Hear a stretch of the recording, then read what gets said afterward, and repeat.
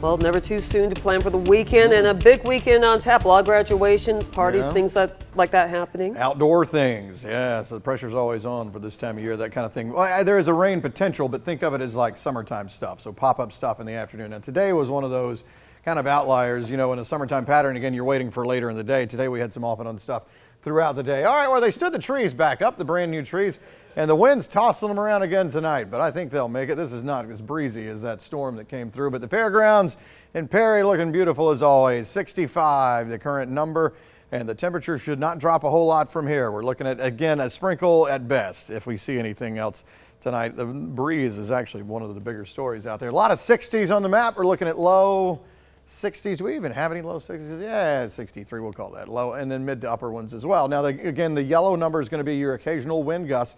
We've seen it 20, 25, nearly 30 miles per hour. So if you've been outside, you know the breeze is kicking a little bit out of the northeast. Now, again, the past couple of days, models were showing this wedge setup, which would be a backdoor cold front bringing in cool air from the northeast in a sort of triangular or wedge shape.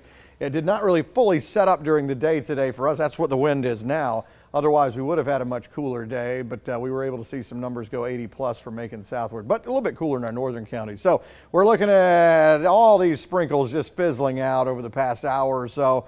Even in the southern counties, the same thing. Still some thunderstorms that have been trying to hold together back in Alabama, but they are way out of reach. So let us take a look at future view and see how it rolls. Obviously, the rest of tonight looks pretty quiet. We get into tomorrow to start the day, cloud cover. So it may start out looking like, oh, it kind of looks like Thursday.